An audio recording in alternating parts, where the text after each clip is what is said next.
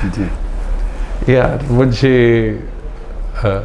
हंसी भी आ रही है क्योंकि जिस ड्रामाई अंदाज से उन्होंने कहा कि मैं अपने कपड़े भी बेच दूंगा खुदा के लिए। आपकी हुकूमत ने क्या दिया खैबर पख्तूनख्वा को? इम्पोर्टेड गवर्नमेंट का पहला महीना और खैबर पख्तूनख्वा को वो पहला महीना कि वो NHP के पैसे नहीं आए।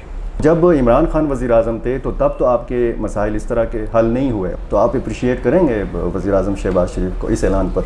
अभी हमारा साथ देना चाहिए क्योंकि पावर इम्पोर्टेड ही सही लेकिन पावर तो उनके पास ही है ना। बिस्मिल्लाहिर्रहमानिर्रहीम। अस्सलाम वालेकुम नाज़रीन, फ़िदा दिल आपकी खिदमत में हाजिर है।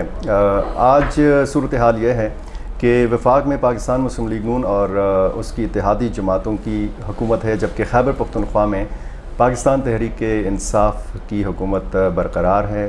वज़ीर आला खैबर पख्तूनख्वा महमूद ख़ान की क़यादत में यहाँ पर वफाक के साथ हमारे सूबे के मुख्तलिफ़ इशूज़ रहे हैं। बिजली के खालिस मुनाफे का एक बहुत बड़ा इशू है। इस हवाले से अब तक खैबर पख्तूनख्वा हुकूमत ने क्या पेशरफ्त की है, वफाक से जो बिजली का खालिस मुनाफा के जो बकायाजात हैं वो किस हद तक सूबाई हुकूमत वफाकी हुकूमत से वसूल कर पाई है, इसी तरह जो ज़मशुदा कबायली अज़ला हैं वहाँ के मामलात हैं, माली मामलात हैं, इंतज़ामी मामलात हैं। इस हवाले से आज खैबर पख्तूनख्वा के वज़ीर ख़ज़ाना इंजीनियर तैमूर सलीम जगड़ा ने प्रेस कॉन्फ्रेंस भी की है, उसमें कुछ आदाद व शुमार भी उन्होंने बताए हैं। तो इंजीनियर तैमूर सलीम जगड़ा के साथ इस वक्त हम मौजूद हैं। आपका सर बहुत शुक्रिया। पहले तो सर ये बताइए कि अगर हम बिजली के खालिस मुनाफे के हवाले से बात करें, जब वफाक में भी तहरीक इंसाफ की हुकूमत थी और जब खैबर पख्तूनख्वा में भी तहरीक इंसाफ की हुकूमत है, तो आपकी हुकूमत किस हद तक कामयाब हुई है वो बिजली के खालिस मुनाफाजात की वसूली के हवाले से? क्या वो जो एक पुराना फार्मूला था वही था या आप कुछ ज़्यादा वसूल कर पाए हैं? देखें, मेरे ख्याल में पिछले 2-3 साल में NHP पे यानी नेट आइडल प्रॉफिट पे हमने काफ़ी बड़ी पेशरफ्त की क्योंकि कोई सिस्टम ही नहीं था जिसके तहत NHP सूबे को मिलती थी।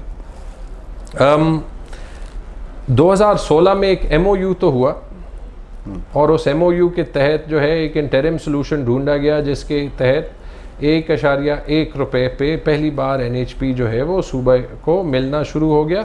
लेकिन जैसे हमें गैस और तेल के पैसे माहवार मिलते हैं, NHP के ऐसे नहीं मिलते थे।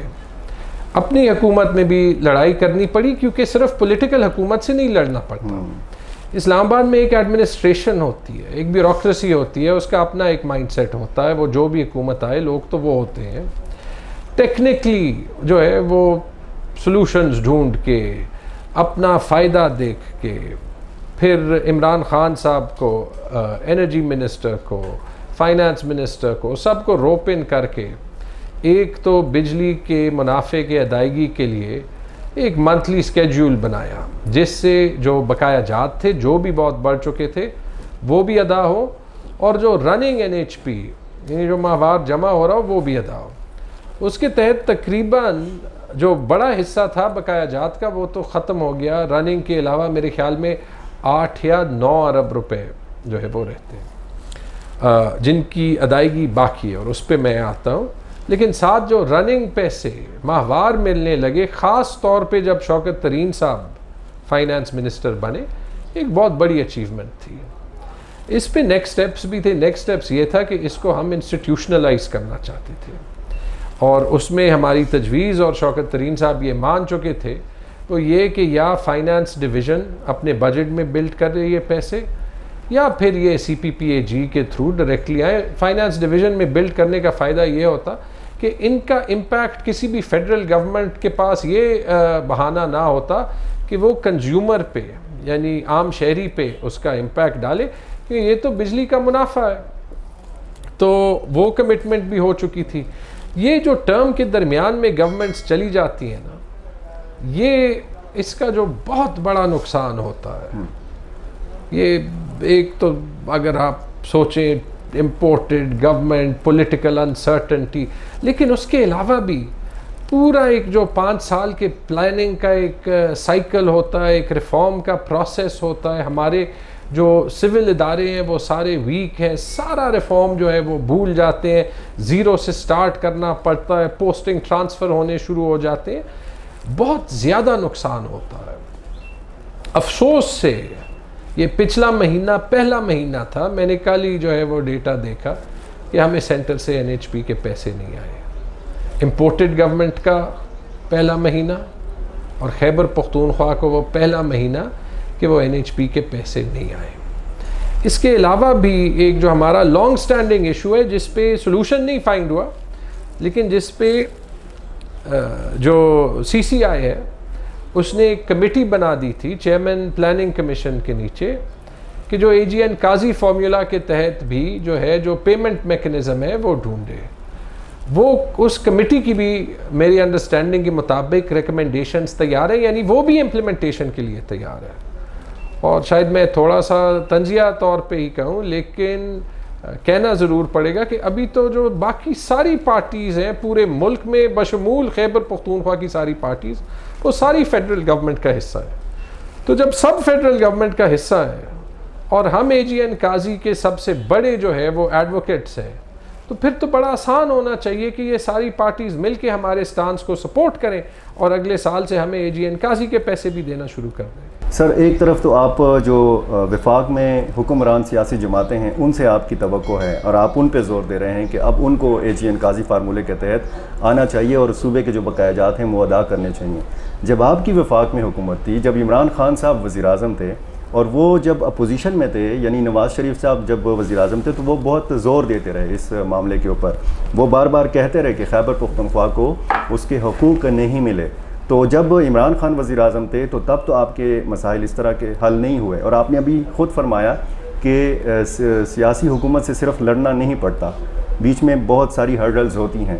तो आपकी हुकूमत ने क्या दिया खैबर पख्तूनख्वा को?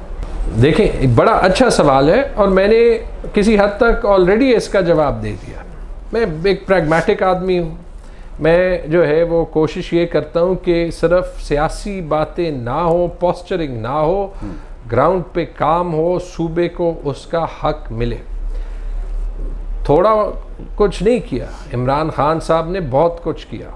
जैसे मैंने कहा कि जो बकायाजात जो है वो पेंडिंग थे, जो कोई सिस्टम ही नहीं था NHP देने का, वो इंस्टीट्यूट किया। वही अभी हम इस्तेमाल कर देंगे अपना केस बनाने के लिए कि हमें NHP के पैसे कंटिन्यूसली मिले। दूसरी चीज़, तारीख की सबसे बड़ी NHP की पेमेंट एक दिन पे 25 अरब रुपए की, वो हमने इमरान खान साहब से, शौकत तरीन साहब से पिछले साल 30 जून को जो है वो ली। राइट, तो ये तो बहुत बड़े जो है वो अचीवमेंट्स है। अगर आप बिजली के निज़ाम पे देखें तो 20 अरब रुपए का पैकेज उनसे मनवाया, क्योंकि सिर्फ हमें जो है देखें वो नहीं चाहिए कि हम स्टेप बाय स्टेप ये जो है वो अपने बकायाजात वो करें, हमें तो साथ बिजली का निज़ाम भी चाहिए ना। बिजली के निज़ाम में सबसे बड़ा चैलेंज क्या है कि पेस्को में इन्वेस्टमेंट नहीं हुई।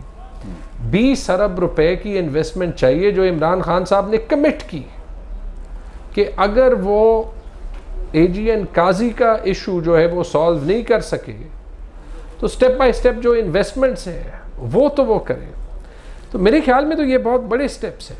जहाँ तक AGN काजी का इशू है, ये उस टाइप के इश्यूज हैं जहाँ पे कंप्लीट कंसेंसस चाहिए, कोई भी गवर्नमेंट नहीं कर सकती। लेकिन इसलिए तो मैं कह रहा हूँ, इससे तो बेहतर टाइम नहीं हो सकता। इसीलिए मैं दो ही बातें कहता हूँ। एक, हमें सिर्फ बड़े इश्यूज पे सियासत नहीं करनी चाहिए। मैं मानता हूँ कि ये एक चैलेंजिंग इशू है, 3 साल इस पे सियासत हुई। लेकिन दूसरी बात ये कि अगर कंसेंसस बिल्ड भी करना है तो इससे बेहतर क्या टाइम हो सकता है कि तमाम पार्टीज़ का स्टेटेड स्टांस एक हो, हम खैबर पख्तूनख्वा में हुकूमत में हो और बाकी सारी जो पार्टीज़ हैं वो फेडरल गवर्नमेंट में हुकूमत में हो। तो ये तो कंसेंसस बड़ा आराम से जो है वो मिल सकता है। पहले जो इश्यूज होते थे, सिंध अपोज करता था, पंजाब अपोज करता था, क्योंकि मुख्तलिफ सूबों में मुख्तलिफ पार्टीज़ की हुकूमतें होती थी। अभी तो वाहिद PTI है जो कि वफाक के हुकूमत का हिस्सा नहीं है, और PTI के सूबे का तो इस पर बहुत अच्छा स्टांस है। हम इनको जो है वो सॉल्यूशंस भी इस पे दे सकते हैं।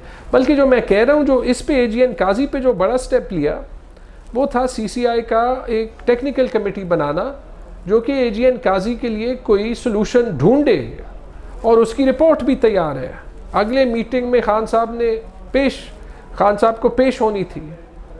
तो अब यही है कि अब मुझे डर ये है कि ये काम दोबारा से डिले ना हो, और ऑब्वियसली जो बाकी हमारे सूबे की रिप्रेजेंटेटिव्स हैं पार्लियामेंट में, उनकी जगह कम सही, क्योंकि लोगों के दिलों में उनकी जगह कम है, लेकिन कम अज़ कम वो सूबे में मुख्तलिफ पॉलिटिकल ग्रुप्स को तो रिप्रेजेंट करते हैं, और अगर करते हैं उनको अब भी हमारा साथ देना चाहिए, क्योंकि पावर इम्पोर्टेड ही सही, लेकिन पावर तो उनके पास ही है ना। सर, जमशुदा कबायली अजला की क्या सूरत हाल है? शुरू में हमने सुना था कि सालाना 100 अरब रुपए दिए जाएंगे, वो खर्च भी होंगे। कुछ शिकायत ऐसी आ रही हैं कि पैसा तो मुख्तस हो जाता है बजट में, लेकिन ग्राउंड पे वहाँ पे कुछ नहीं नज़र आता। इस हवाले से क्या कहेंगे? अब तक कितना आपकी सूबाई हुकूमत कबायली अजला में खर्च कर चुकी है? कबायली अजला के साथ जितनी सियासत हुई है पिछले 3-3.5 साल में, यही अपोजिशन की पार्टीज़ जो अभी इम्पोर्टेड हुकूमत का हिस्सा है, मुझे ज़ाती तौर पे बड़ा अफसोस होता है। देखिए, कबायली अजला का बजट कोई 50 अरब रुपए का होता था, स्पेंडिंग कोई 40 अरब रुपए की होती थी जब ये फेडरल गवर्नमेंट के नीचे होता था। हमने पिछले 3 साल में, और इसमें इमरान खान साहब का बहुत बड़ा रोल है, हमने तकरीबन 200 अरब रुपए का बजट दिया, और अगर इस साल रिलीज़ फुल हो तो तकरीबन 150 अरब रुपए की स्पेंडिंग होगी। 40 अरब से 150 अरब रुपए की ओवरऑल स्पेंडिंग। आप ये देखें, ये 3 साल में ये जो दुनिया में फाइनेंशियल क्राइसिस और कोविड का क्राइसिस आया था, इसके बावजूद ये किसी और ने जो है वो कबायली अजला के लिए नहीं किया। अब मैं आपको, वो अंग्रेज़ी में कहते हैं आयरनी, मैं आपको वो आयरॉनिक बात बताऊं कि जो हमारे इम्पोर्टेड वज़ीर आज़म है, वो वज़ीरिस्तान जाके उसी मेडिकल कॉलेज का और यूनिवर्सिटी का ऐलान तो कर चुके होते हैं जिसका ऐलान पहले से हो चुका है, लेकिन जो कबायली अजला का डेवलपमेंट बजट है चौथे क्वार्टर का, साल के चौथे हिस्से का 17 अरब रुपए का, आधा क्वार्टर गुजर चुका, आधा मई गुजर चुका, 1 पैसा रिलीज़ नहीं किया। इसलिए उस पर आज प्रेस कॉन्फ्रेंस भी की है, 17 अरब रुपए है। अब आप सोचें कि मैंने जो कैलकुलेशन की है कि इकोनॉमिक एक्टिविटी में हमारी हुकूमतें तकरीबन 20% जो उनकी स्पेंडिंग होती है वो ओवरऑल GDP का हिस्सा होती है। कबायली अजला में इससे ज़्यादा होगा, क्योंकि वहाँ तो प्राइवेट सेक्टर है ही नहीं। जब वहाँ पे 17 अरब रुपए ना लगे तो सिर्फ प्रोजेक्ट्स नहीं, आपकी सारी इकोनॉमिक एक्टिविटी रुक जाती है। जो उससे प्राइवेट सेक्टर के लोग एम्प्लॉय होते हैं, उनकी तनख्वाहें, रिलेटेड बिजनेसेस, सारा कुछ जो है वो रुक जाता है। देखिए, ख़ुद तो ये लंदन भाग चुके हैं, पता नहीं वहाँ पे क्या डिस्कस कर रहे हैं। अल्लाह के लिए कबायली अजला के लोगों के साथ तो ये ज़्यादती ना करें। और एक बड़ा इम्पॉर्टेंट पॉइंट फिदा, आप ख़ुद देखें, आप ख़ुद इस सूबे के शहरी हैं, यहाँ पे भी असेंबली में सारे बोलते थे। बिलावल भुट्टो साहब जो है वो वहाँ पे असेंबली में बड़ी चैम्पियन बन के तकरीरें करते थे जब सिंध की गवर्नमेंट सबसे बड़ी इम्पेडिमेंट थी कबायली अजला के NFC शेयर की इम्प्लीमेंटेशन के लिए। लेकिन आज ना बिलावल भुट्टो साहब, जब उनके पास एग्जीक्यूटिव पावर है, ना उन्होंने कुछ किया। वो इम्पोर्टेड प्राइम मिनिस्टर ने वजीरिस्तान में ऐलान ज़रूर किया, पैसा 1 रुपये नहीं रिलीज़ किया जो बजटेड है, वो 3% की बात, और वो भी छोड़ दे। जो ये हमारे सूबे की पार्टीज़ हैं, ANP वाले, JUI वाले, बल्कि वो मोहसिन दावड़ साहब को भी मैं देख रहा था कि वो वहाँ पे इम्पोर्टेड वज़ीर आज़म के साथ मेट्रो बस का फीता काटने के लिए तो पहुँच गए थे। किसी एक ने एक बयान नहीं दिया। हमने पहले हमारे एडमिनिस्ट्रेटिव ऑफिसर्स ने, सेक्रेटरी फाइनेंस ने, ACS PND ने इस पे बात की, कोई रिस्पांस नहीं आया। मुझे मजबूरन आज प्रेस के पास जाना पड़ा। आज मैं जो है वो फाइनेंस डिवीज़न को ख़त भी लिखूँगा और इंशाल्लाह ये हक हम लेके रहेंगे। लेकिन ये एक एक्ट 2-3 चीज़ों को एक्सपोज करता है। इस हुकूमत के पास कोई डिसीजन मेकिंग एबिलिटी नहीं है। ये जो सारे कबायली अजला के चैम्पियंस बन रहे थे, ये इसमें ज़्यादा इंटरेस्टेड है कि कम्युनिकेशन मिनिस्ट्री कौन ले और कौन ना ले, और जो ना ले वो नाराज़ हो और जो ले वो खुश हो। लेकिन इनको कोई जो है वो गरज नहीं है कि पाकिस्तान का वो हिस्सा जो कि जिसने सबसे ज़्यादा कुर्बानियाँ दी हैं, कि वहाँ की डेवलपमेंट, वहाँ के लोगों की ज़िंदगियाँ जो है वो मुतासिर हो रही हैं। 3 साल तनकीद और सियासत बहुत की, लेकिन कम अज़ कम मेरे ख्याल में इंशाअल्लाह हम जब भी इंतखाबात पे जाएंगे, और इंशाअल्लाह हम जल्दी जाएंगे, मेरे ख्याल में कबायली अजला के लोग, खैबर पख्तूनख्वा के लोग और सारे पाकिस्तान के लोग अभी ये समझ जाएंगे कि ये सारे लोग जो हैं कितनी बुरी तरह एक्सपोज हो गए। सर, कुछ ऐलानात वज़ीर-ए-आज़म शहबाज शरीफ ने किए हैं खैबर पख्तूनख्वा के लिए भी। उन्होंने, बल्कि आपको तो खुश होना चाहिए कि उन्होंने कहा कि जो पंजाब में आटे का रेट है वही रेट खैबर पख्तूनख्वा में भी होना चाहिए। तो आप अप्रिशिएट करेंगे वज़ीर-ए-आज़म शहबाज शरीफ को इस ऐलान पर? यार मुझे हंसी भी आ रही है, क्योंकि जिस ड्रामाई अंदाज से उन्होंने कहा कि मैं अपने कपड़े भी बेच दूंगा खुदा के लिए, ना आपको कपड़े बेचने की ज़रूरत है, आप सीरियसली काम करें, आप कोई फैसले तो लें। ये जो शांगला में उन्होंने ड्रामा किया। अच्छा, मज़े की बात, अमीर मकाम साहब ने अपने तकरीर में कहा कि हमें AGN काजी का NHP चाहिए, और अगर वो मानते मैं शहबाज शरीफ साहब को भी दाद देता, मैं अमीर मकाम साहब को भी दाद देता, क्योंकि ये सूबे का बड़ा मसला है। उन्होंने तो वो बात ऐसे इग्नोर ही कर दी जैसे अमीर मकाम साहब एग्जिस्ट ही नहीं करते। उल्टा एक मेडिकल कॉलेज का ऐलान, मैं बिल्कुल खुश हूँ, लेकिन मैं अभी एक्सपेक्ट करता हूँ कि अगले बजट में ये फुली फंडेड होगा। ऐसे नहीं हो सकता कि आप 2 महीने की हुकूमत आए हो और आप ये ऐलान करें। अगर अभी वो अंग्रेज़ी में कहते हैं ना, you put your money where your mouth is, सिर्फ ऐलान से काम नहीं चलेगा, ये ड्रामे अभी लोग नहीं मानते। दूसरी चीज़, आटे की कीमत, यार खुदा के लिए ऑन द रिकॉर्ड है, आपको खुद पता है, इस गवर्नमेंट ने सबसे पहले ये फ़ैसला लिया जब इम्पोर्टेड गवर्नमेंट आई नहीं थी कि हमने यहाँ पे आटा 800 रुपये पे रमज़ान में बेचना है। उसको कॉपी किया शहबाज शरीफ साहब ने, बल्कि वो भी फिर बाद में जो हमारे पंजाब के स्पोक्समैन हैं उनको मैं सुन रहा था, हसन खावर साहब, कि उन्होंने आखिरी कैबिनेट मीटिंग में वहाँ पे भी ये डिसीजन ले चुके थे, राइट। तो वो जो 800 रुपये का आटा ऑलरेडी यहाँ पे बिक रहा है, उसकी हिदायत अभी इम्पोर्टेड वज़ीर-ए-आज़म दे रहे हैं। मुझे तो कोई समझ ही नहीं आई। और ख़ुशी की बात इस सूबे के लोगों के लिए ये है कि चीफ़ मिनिस्टर साहब ने कल ऐलान किया कि हम ये जो 800 रुपये की जो सब्सिडाइज्ड आटा है, ये हम इंशाल्लाह 30 जून तक ये स्कीम कंटिन्यू करेंगे, क्योंकि खौफ मुझे आ रहा है कि ये पिछले महीने में इन लोगों ने इकॉनमी के साथ किया क्या है। पेट्रोल पे ये फ़ैसला नहीं ले सकते। IMF, सऊदी, चाइना गए, उन्होंने कोई घास नहीं डाली जो इनका ख्याल था। इसके अलावा आप देख लें, स्टॉक मार्केट पिछले 3 दिन क्रैश कर रहा है। क्यों? क्योंकि कोई सर्टेनिटी है ही नहीं। सर्टेनिटी क्या होगी? यहाँ पे मिफ्ता साहब एक बयान देते हैं, वहाँ पे रात को 10 बजे इसाक डार साहब जो है वो शाहजेब खानज़ादा पे आके कहते हैं कि शमाल नहीं जाना, जनूब जाना है। क्या इससे मार्केट्स को जो है वो मैसेज मिलता है? क्या इससे फाइनेंशियल इंस्टीट्यूशंस को मैसेज मिलता है? कोई कहता है इलेक्शन जल्दी होने चाहिए, कोई कहता है इलेक्शन कराने नहीं है। ऐसी तो कोई गवर्नमेंट मैंने ज़िंदगी में नहीं देखी। और ये वैसे मैं सोच रहा था कि ये PMLN वाले तो इन्होंने तो अपना एक इमेज बनाया है कि हम प्रो बिजनेस और हम इकोनॉमी को समझते हैं और हम जो है वो इकोनॉमिक एक्सपर्ट्स हैं और प्रैग्मेटिक हमारी गवर्नमेंट है। इन्होंने तो आप देखें ये महीने से ज़्यादा हो गया, कोई एक प्राइम मिनिस्टर साहब ने कोई पॉलिसी डायरेक्शन की कोई स्पीच दी हो कि हमारा अगले साल का ये प्लान है। गालिबन उनका ख्याल ये होगा कि इसाक डार साहब चूँकि लंदन में हैं, वफद गया हुआ है, शायद उनके साथ वो वापस आ जाएं, तो इसाक डार साहब वापस आएंगे तो आपको नहीं लगता कि ये मसाइल सारे हल हो जाएंगे? अदील, ये तो पाकिस्तान को एक मजाक बना दिया।